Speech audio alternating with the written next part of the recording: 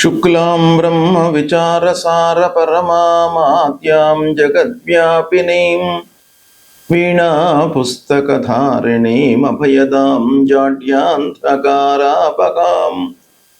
హస్తే స్ఫాటికమాలికాం విదదతీం పద్మాసనే సంస్థితాం వందే తాం పరమేశ్వరీం భగవతీం బుద్ధిప్రదాం శారదాం.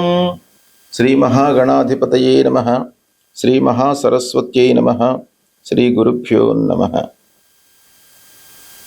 రవి గోచారము అత్యంత ప్రాధాన్యతను సంచరించుకున్నటువంటి సంచారము.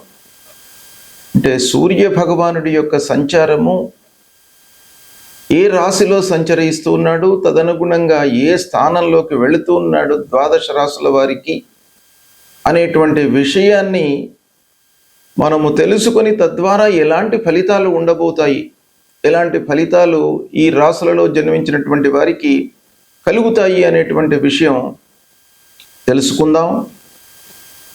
16 జూలై 2026 రాత్రి 11:38 నుండి 17 ఆగస్టు 2026 ఉదయం 7:58 మధ్యకాలంలో సూర్యుడు కర్కాటక రాశిలో సంచరిస్తున్నాడు. ఈ కర్కాటక రాశి సూర్య భగవానుడికి మిత్రక్షేత్రమవుతుంది. అంటే సూర్యుడు మిత్రక్షేత్రంలో సంచరిస్తూ ఉన్నాడు. ఈ సంచారము 12 రాశుల వారికి ఎలాంటి ఫలితాలను ఇస్తుంది, ఏ కార్నర్స్లో మనకు మంచి ఫలితాలు ఉంటాయి, ఏ విషయాలలో ప్రతికూలమైనటువంటి ఫలితాలు ఉంటాయి అనేటువంటి విషయాన్ని మనము తెలుసుకుందాం. వృశ్చిక రాశి వారికి రవి గోచారము అంటే సూర్య భగవానుడు 16 జూలై నుండి 17 ఆగస్టు మధ్యకాలంలో మిత్రక్షేత్రమైనటువంటి కర్కాటక రాశిలో సంచరిస్తున్నాడు. ఈ కర్కాటక రాశి వృశ్చిక రాశి వారికి ఏమవుతుంది? 9వ స్థానం అవుతుంది. అంటే భాగ్యస్థానం అవుతుంది. భాగ్యస్థానంలో సంచరిస్తున్నాడు. భాగ్యస్థానము గోచార రీత్యా ప్రతికూలం. అయితే వృశ్చిక రాశి వారికి దశమాధిపతి భాగ్యంలో సంచరిస్తున్నాడు.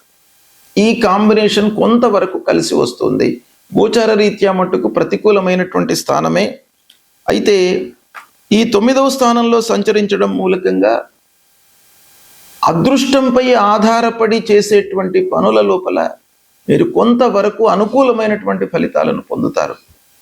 అంటే మీ కష్టము, మీ నైపుణ్యము, మీ ఎఫర్ట్స్ అనేటువంటివి తప్పకుండా కావాలి. అయితే అయినప్పటికీ మీరు లాస్ట్ మినిట్ లోపల చేసేటువంటి కార్యక్రమాలు, ఎఫర్ట్స్ అనేవి తద్వారా మీకు అనుకూలమైనటువంటి ఫలితాలు ఉంటాయి. ఇక తల్లిదండ్రుల యొక్క సహాయ సహకారాలు కూడాను ఈ సమయంలో బాగా కనబడుతున్నాయి. పెద్దల యొక్క సూచనలు మీకు ఈ సమయంలో కలిసి వస్తాయి. వాళ్ళ యొక్క సూచనలను మీరు తూచా తప్పకుండా పాటించడం మూలకంగా కొంతవరకు మీకు అనుకూలమైనటువంటి ఫలితాలు ఉన్నాయి. దానము, ధర్మము, ధార్మికమైనటువంటి కార్యక్రమాలలో మీరు పాల్గొనేటువంటి అవకాశాలు ఉన్నాయి. ఇకపోతే ప్రభుత్వ పనులు, కోర్టు వ్యవహారాలు, ఇలాంటి వాటి లోపల కొంత జాగ్రత్తగా ఉండాలి. అనవసరమైనటువంటి వివాదాలు, గ్యాప్ ఏర్పడేటువంటి అవకాశాలు ఉన్నాయి. ఇక ఉద్యోగస్తులకు మట్టుకు ఉద్యోగంలో కొంత అనుకూలతనే ఉంటుంది. పై అధికారులతో, తోటి ఉద్యోగులతో కొంత అనుకూలత ఉంటుంది. ఇక అప్పచెప్పినటువంటి పనులపై మీరు ఏకాగ్రతతో చేయడం మూలకంగా మీకు సత్ఫలితాలు గోచరిస్తున్నాయి. వ్యాపారము చేతిలో ఉన్నటువంటిది సజావుగా కొనసాగుతుంది. కొత్త వ్యాపారాన్ని విస్తరించేటువంటి క్రమంలో కొంత ఆలోచన మటుకు అవసరము. ఆ విస్తరణ కూడాను మీకు కలిసి వస్తుంది. అయితే సూర్య భగవానుడు 9వ స్థానం కనుక మీరు కొంత ఆలోచించి మీరు ఆ వ్యాపారాన్ని ముందుకు తీసుకువెళ్ళినట్టయితే లాభాలు ఉంటాయి. విదేశీ ప్రయాణాలు, దూర ప్రయాణాలు అనుకూలిస్తాయి. ఇక హయ్యర్ ఎడ్యుకేషన్ కొరకై ప్రయత్నాలు చేస్తున్నటువంటి విద్యార్థులకు కూడాను ఈ సమయము బాగా అనుకూలిస్తుంది. కోర్టు వ్యవహారాలలో కొంత జాగ్రత్తగా ఉండండి. న్యాయపరమైనటువంటి సమస్యలు జాగ్రత్తగా ఆలోచించి స్టెప్స్ తీసుకోండి. కుటుంబంలో అనుకూలత, ఆనందము, భార్య పిల్లలు అందరితో కూడాను ఒక సుహృద్భావ వాతావరణం ఉంటుంది. ఆర్థిక పరిస్థితి మెరుగుపడుతుంది. ఇకపోతే ఆరోగ్యము ఓవరాల్గా సాధారణంగా ఉంది కనుక కొంత ఆరోగ్యంపై మనస్సు నిలపడం చాలా మంచిది. ఈ విధంగా వృశ్చిక రాశి వారికి భాగ్యస్థానంలో సంచరిస్తున్నటువంటి సూర్యుడి మూలకంగా మిశ్రమాధిక ఫలితాలు గోచరిస్తున్నాయి. దీన్ని సద్వినియోగపరచుకోండి. రవి సంచారము చాలా ప్రభావాన్ని చూపించేటువంటి అంశం కాబట్టి సూర్యుడు ఏ స్థానంలో సంచరిస్తున్నాడు, అనుకూలమైనటువంటి స్థానంలో ఉన్నాడా, ప్రతికూలమైనటువంటి స్థానంలో సంచరిస్తున్నాడా, మిత్రక్షేత్రంలో ఉన్నాడా, శత్రుక్షేత్రంలో ఉన్నాడా, తర్వాత జన్మ సమయంలో సూర్యుడు ఎలా ఉన్నాడు, జన్మ సమయంలో శత్రుస్థానంలో ఉన్నాడా, మిత్రస్థానంలో ఉన్నాడా, జన్మ సమయంలో సూర్యుడు ఉన్నటువంటి స్థానానికి ఎలాంటి అష్టక వర్గు పాయింట్స్ ఉన్నాయి, ఇప్పుడు సంచరిస్తున్నటువంటి సూర్యుడు ఎన్ని పాయింట్స్తో ఉన్నాడు అష్టక వర్గులో, ఇలాంటి ఎన్నెన్నో విషయాలపై సూర్యుడి యొక్క సంచారము తదనుగుణంగా ఫలితాలు అనేటువంటివి ఉంటాయి. అయితే మనము గోచార ఫలితము అనంటే చంద్ర రాశి ఆధారంగా ఈ సూర్యుడు సంచరిస్తున్నటువంటి స్థానానికి ప్రధానమైనటువంటి ఒక విలువ ఇస్తూ తద్వారా ఫలితాలు ఎలా ఉంటాయి అనేటువంటిదే గోచారం. కనుక ఈ గోచారంలో సూర్య భగవానుడు 3, 6, 10, 11 ఈ స్థానాల్లో సంచరిస్తున్నప్పుడు శుభ ఫలితాలను ఇస్తాడు. మిగతా స్థానాల్లో సంచరిస్తున్నప్పుడు ప్రతికూలమైనటువంటి ఫలితాలను ఇస్తాడు. అయితే ప్రతికూల స్థానంలో సంచరిస్తున్నప్పుడు సూర్యుడి విషయమై మనం పరిహారాలు చేసుకోవాలి. ముఖ్యంగా సూర్యుడు మన లోపల ఆత్మవిశ్వాసము, ఆలోచన జ్ఞానము, శారీరక మానసికంగా ఒక దృఢత్వాన్ని కల్పించేటువంటి గ్రహము. అలాంటి సూర్య భగవానుడు ప్రతికూలంగా మనకు గోచార రీత్యా సంచరిస్తున్నప్పుడు ప్రప్రథమంగా మనం ఏం చేయాలి? ప్రతినిత్యం కూడాను ఉదయాన్నే లేచి సూర్య నమస్కారాలు చేయాలి. సూర్యుడి విషయమై 12 సార్లు నమస్కారాలు చేయండి.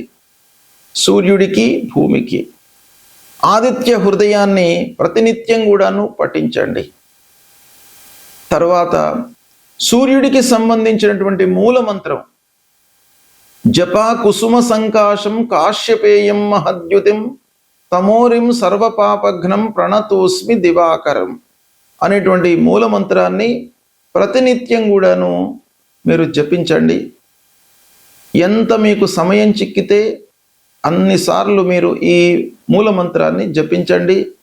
కనీసము ఒక 6 సార్లు జపించడం మూలకంగా సూర్య భగవానుడి యొక్క అనుగ్రహం మీకు లభిస్తుంది. ఇక కొన్ని దానాలు ఇవ్వండి సూర్య భగవానుడికి.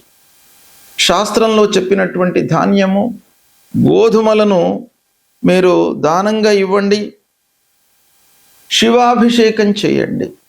ఎర్రని పూలతో శివుడికి అభిషేకం చేసిన తర్వాత ఆ పూలను సమర్పించండి. సూర్యనారాయణుణ్ణి కొలవండి. మాణిక్యము అంటే రూబీ ఇది ధరించడం మూలకంగా సూర్యుడి యొక్క అనుగ్రహం కూడాను మీకు లభిస్తుంది. జపము, దానము ఇవి చేయలేనటువంటి వాళ్ళు, శక్తి లేనటువంటి వాళ్ళు ఏం చేయాలి? భగవంతుడికి సంబంధించినటువంటి స్తోత్ర పారాయణం చేయండి. సూర్యుడికి సంబంధించినటువంటి స్తోత్రం ఆదిత్య హృదయము ప్రధానంగా మీకు బాగా ఉపయోగపడుతుంది.